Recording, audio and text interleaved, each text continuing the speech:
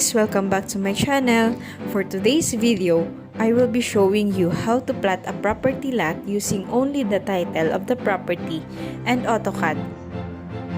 No service software, no extensions, just plain AutoCAD. This tutorial is perfect for beginners, students, and even professionals who want a simple and reliable way to plat lot boundaries directly from a technical description. So let's get started! First, open your AutoCAD software. In the command box, type line to start plotting. Refer to the technical description found in the title of the property.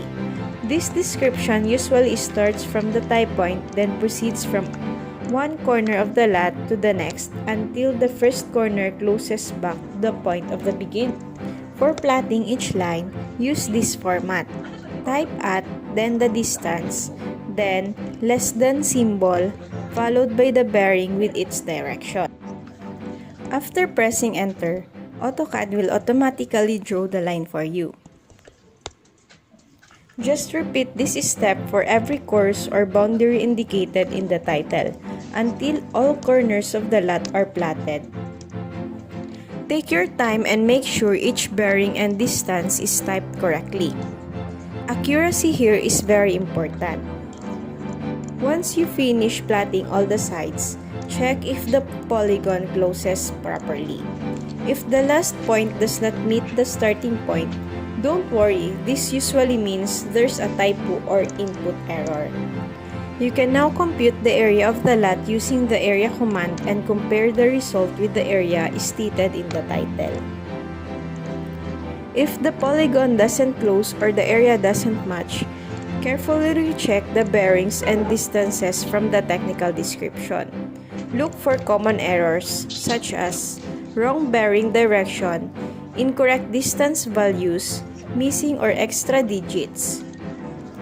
Simply edit or redraw the line with the error, then check again.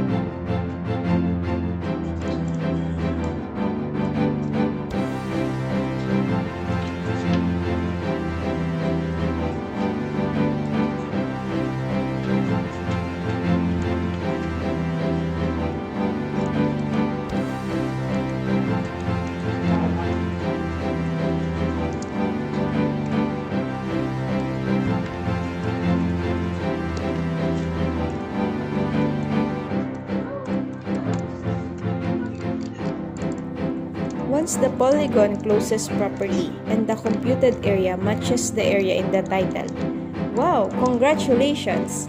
You can now clearly see the actual shape of the property lot plotted accurately in AutoCAD. This method is a simple yet effective way to plot property boundaries using only the title, especially when service software is not available. Alright, thank you for watching and see you on my next vlog. Bye-bye!